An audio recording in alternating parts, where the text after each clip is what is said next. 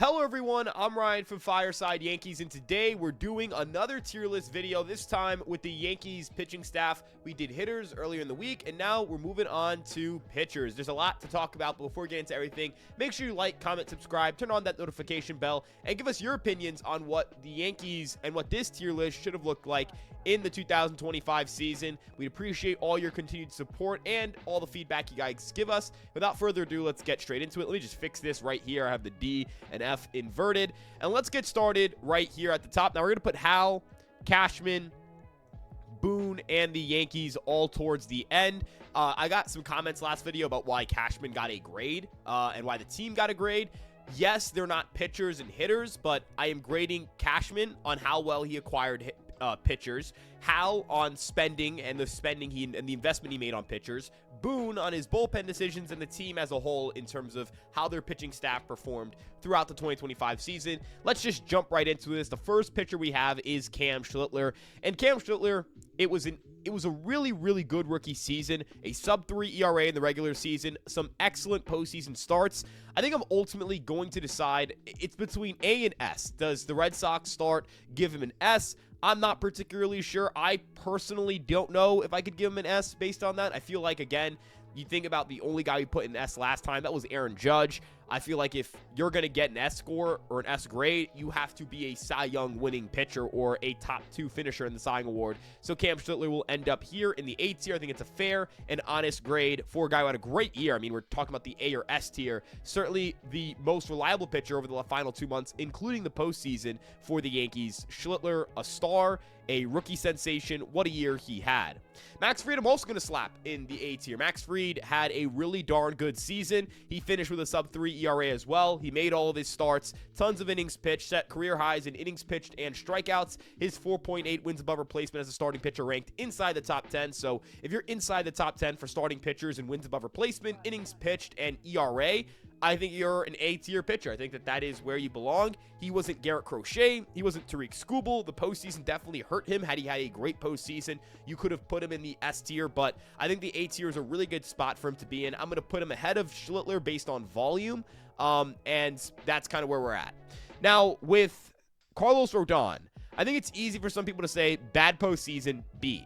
But I think Rodon was just so valuable. He made all of his starts. He was second in ERA on the staff to Max Fried, of course. His 3.09 ERA was still one of the better marks in all of baseball. If you take among qualified starting pitchers this past season, his 3.09 ERA was the 14th best mark. It was better than guys like Logan Webb, Joe Ryan, Kevin Gausman, Robbie Ray, Framber Valdez. So in my opinion, I think that is an A-level season, especially, again, when you factor in the volume. Rodon was 5th in innings pitched. He was 2nd in starts made at 33. He was a volume guy. He was effective on a start-to-start basis. And in his postseason starts, we have now learned that he pitched through an elbow issue, and so I'm not going to dock him for that. David Bednar, that's another A. David Bednar gets an A, and he gets the A pretty clearly because he was awesome down the stretch. He became the closer, a very reliable closer for the Yankees, both in the regular and postseason. A crucial piece to this team's success down the stretch. Now, I'm going to go controversial here. Fernando Cruz, I'm going to slap him an A. I'm going to slap Fernando Cruz an A, and here's why. Among pitchers on the team this past year, his strikeout rate was the best in the bullpen. He was immaculate in terms of big situations. He got better as the moment got bigger. His postseason performances were really good. He was everything the Yankees needed out of Fernando Cruz. I thought that the ERA was a little misleading. We're going to kind of talk about whether ERA... We're going to talk about the impact of ERA throughout this list, and throughout this video, there are certain guys who had great ERAs, but they're going to be lower than some guys who had worse ERAs than them. Cruz is someone whose ERA I don't think does him justice. He was just so darn good this year in terms of, again, strikeout to walk rate, underlying metrics, win probability added was really good, a good postseason. When the Yankees needed big outs, they could turn to Fernando Cruz. He was reliable, he was effective, he was everything this pitching staff needed. I believe that he was only second to David Bednar in strikeout to walk rate on this staff. Just an unbelievable year from Fernando Cruz, and a guy who I'm going to war with. I'm going to war with Fernando Cruz, and I know I'm going to win baseball games because of him. Yoendrys Gomez, F. Negative WAR this season, just did not have a good year, and then he got DFA'd, and I'm not going to weigh his impact with the White Sox, or I think he briefly pitched for the Dodgers as well. I'm not going to factor that into a conversation regarding where the Yankees, or I'm not putting him in that conversation. He had a negative WAR. It was a negative 0.2 WAR. I know that the 2.70 ERA, cool, that's great. He just wasn't a good Yankee. Maybe I'll put him in D. I'll put him in D. I know so because the ERA was good, I'll put him in D, but just wasn't impactful. The Yankees DFA'd him. He's a D. I won't put him in F. Carlos Carrasco. I think it's also a D. He wasn't good with the Yankees. He was bad. He had a 5.91 ERA, a negative 0.1 WAR, but he had some solid starts. I mean, how else can I... Carlos Carrasco was exactly what you expected him to be, which was not a good starting pitcher at all, but he was a starting pitcher, and he provided some semblance of value at some points throughout the year. It's a D. It's a D. I mean, it's a D. He wasn't completely, utterly useless and absolutely rancid. He just wasn't good. He was really bad. He was firmly below average with the Yankees, but I'll give him a D. I won't give him an F. I'm not going to say he was outlier levels of bad. I'm going to try and keep the F tier to be for the worst of the worst. Now, if we factor in his performance with the Braves, yes, he would be F, but just the Yankees. Ian Hamilton, D. He was a league average or below average reliever in terms of ERA and FIP. He got sent down to the minors. His command faded. His swing and miss abilities faded throughout the year. Pretty confident in saying that is a D. And Mark Leonard Jr. is also going to go in the D tier. He didn't have a good year. I know the underlying metrics are pretty good, but at the end of the day, the impact in which he provided innings was not valuable. His ERA was not good. He was not an effective relief pitcher for the Yankees. He was a relief pitcher who, more times than not, hurt the Yankees' chances of winning on a given day. It was a 4.84 ERA. It was a 4.84 ERA. The underlyings were good, but the win probability was bad. So, yeah, I think it's a D. I don't think he was good for the Yankees this past year, and especially when he came back from injury. When he came back from injury, his splitter usage was down the tank. He didn't have a good feel for it. Jonathan Loaizaga is up next, and I'm going to put him in D. He wasn't good. Poor win probability added. Poor results. Not great underlying metrics. I think that's all going to constitute a D. And we've got A's and D's. We're going to have to see if we can populate these with other players. And I think Ottavino is going to be our first to change it up a bit. I think it was a C. He was everything you needed a two-day reliever to be, who somehow spent more time in the booth than he did on the mound, but also pitched this year. He was, kind of forgot about him. But, yeah, no disaster outings. C. Paul Blackburn. Paul Blackburn's a tough one because he was really good down the stretch. I thought he played a big role, not a big role, but a nice role with good underlying metrics as a bulk guy. I thought there were some strides made with him, but I'm going to put him in C. He was okay. He didn't really cost the Yankees any games. He did his job. No, the ERA isn't pretty, but he did his job. Yeah. JT Brubaker, C. Also C, just did his job. Never screwed the Yankees up. Good ERA, bad underlying metrics, but did a job. That's where you go. Jeff Hartlib, F. Jeff Hartlib had 2 appearances, and he had a ERA over 40. So, yeah, F. Alan Winans, F. 8.68 ERA in 1 start. Had 3 appearances, not good. F. Clayton Beeter. He was also really bad, and he was really good with the Nationals, actually, but very bad with us. F. Couldn't use him. Tyler Matzik. I'm going to say D. It was not good, but it wasn't. These guys were absolutely rancid. He was just not good. I think I'm also going to pull Blackburn down to D. He does not belong in C. He's a D. But yeah, these are all guys who, if they were on the mound, it's not that you feel good about it, but they could throw a scoreless inning. These guys were automatic runs. These guys, you could get 1 or 2 solid innings out of. They had moments. All of these guys have had moments. Maybe not Yoenis Gomez, but all these guys have had moments. Scott Efros. F. I think Efros is an F. 8.44 ERA in 11 appearances, so F. Not bad underlyings, but F. Stroman.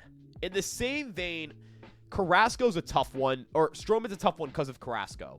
Carrasco had the better ERA. Stroman had the better FIP, but it wasn't a good FIP. I'm going to put Stroman in F. Because, and I guess I'm going to... Carrasco wasn't meaningfully better than Stroman. I guess I'll put Carrasco in F. Yeah, that's what I'm going to do. I think that Stroman and Carrasco were bad, but Stroman was... The thing is, Stroman can't go in D, in my opinion. He was not... Like, there's a gap between these guys and Stroman. These guys had moments. I don't know about Matzik, but they all had moments of viability. Stroman and Carrasco never had moments of viability. Or Carrasco had moments, but as starting pitchers, is it because you just get to pitch more? I don't know. I think F looks better here. Yeah. Rico Garcia, he had 1 outing. It was bad. F. Jake Bird, 2 outings. Very bad for the Yankees. F. Javier Sandridge. F. Camilo Doval. I'm going to put him in C. I think he was so bad to start that it's hard to put him higher. I think C is where he belongs. Luke Weaver. I'm going to put Luke Weaver in C, B. He was good in the regular season. He wasn't as good as last year, but he was still a good reliever. Not a great one, but a good one in the regular season. He was one of their more impactful relievers in terms of win probability added. He actually led their bullpen in win probability added. This is tough. He let them in shutdown innings or appearances. I'm going to put him in B. Bad postseason, B. Because if he had a good postseason, I'd say A. He wasn't meaningfully worse than Fernando Cruz, but the postseason separates these two, and I think that is an example of that. But was he ever an A? I just think he's better than these guys, but worse than these guys, and I think that's what B is for.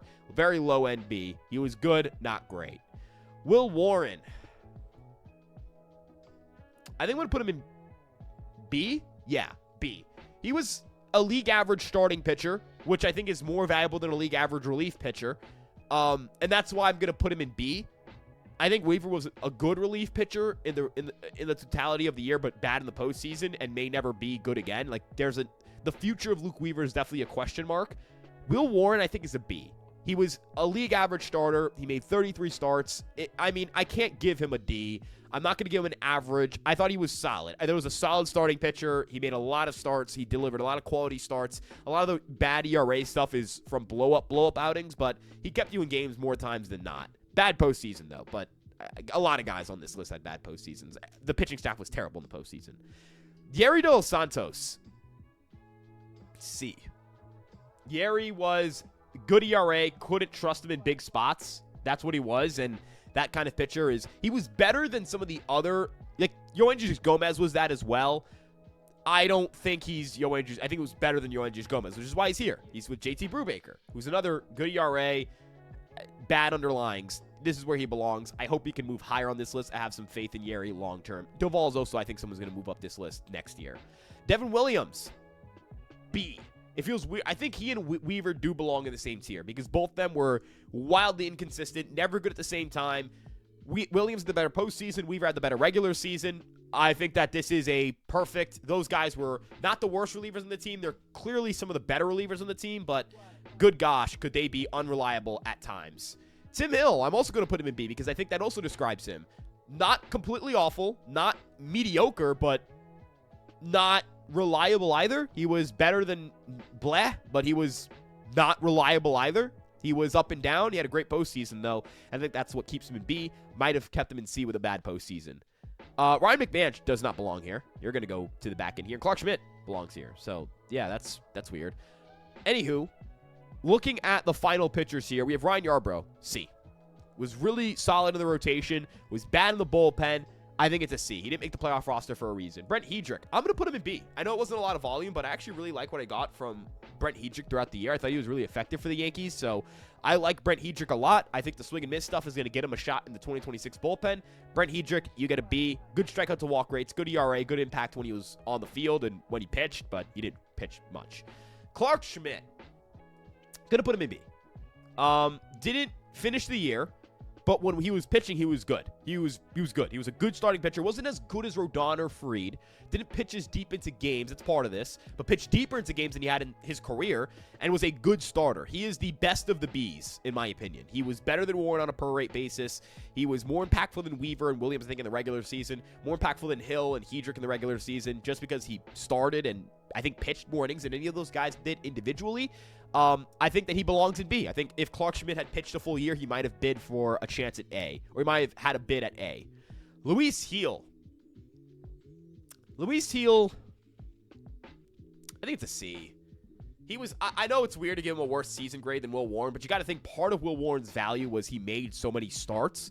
Luis Gil didn't make as many starts. I'm not holding the injury against him per se. I'm just not giving him a Will Warren gets brownie points for it. I'm just not giving Luis Heel brownie points for volume.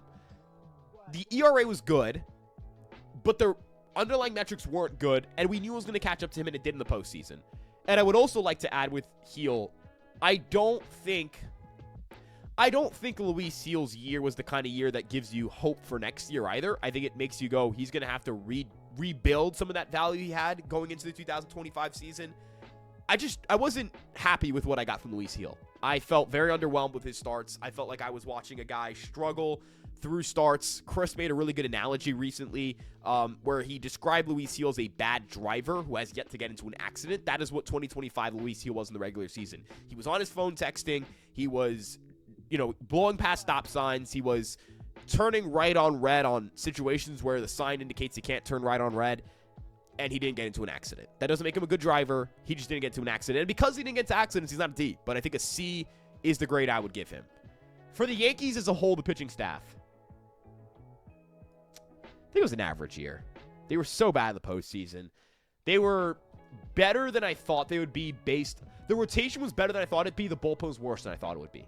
This was a good staff. It wasn't a great staff. It was a good staff, wasn't a great staff in the regular season. In ERA, they were 14th. In expected ERA, they were inside the top 5, so their underlines were really good. Their FIP was inside the top 11. But the regular season was good. The postseason was just so bad. It was just so bad. So bad that it was a C. They were a good pitching staff that didn't do it in the postseason. That is worthy of a C. That is. It just is, and I hate to say it, but that's the case. I'll give Brian Cashman, the Williams trade was bad. It didn't work out. Or it wasn't bad process. It was a good process. It just didn't work out. I'm not upset at him for that. Free, the signing worked. The trades, the deadline, Bird was really bad. Duvall wasn't what you expected. Bednar was really good. But he doesn't, I feel like the grade you give him for the offense, I give him an A. I thought he did a good job. So I'm going to give him a B. I don't think it was a great job. I don't think he had a great deadline in hindsight. Like, his moves didn't age well. I thought in hindsight, the deadline didn't have the impact that you hoped it would. I guess the words I want to say is he didn't have a good deadline. His deadline moves didn't work out the way you hoped it would. That's why I think it's a B. So, yeah, I think that he had good process moves, but if they're not working out, you're not getting a grade because in theory it should have worked.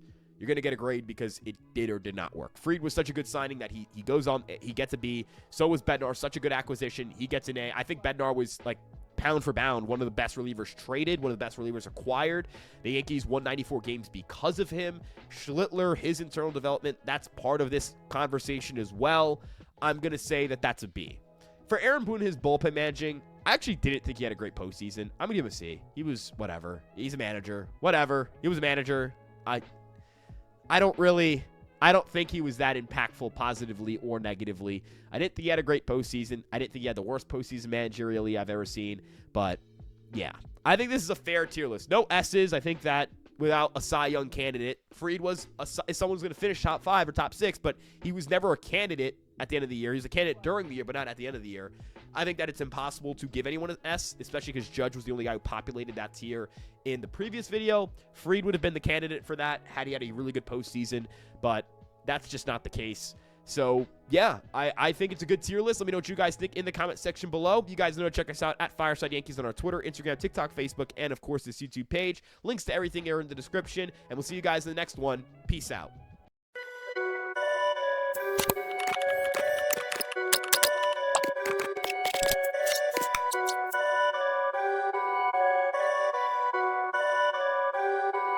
Perfect.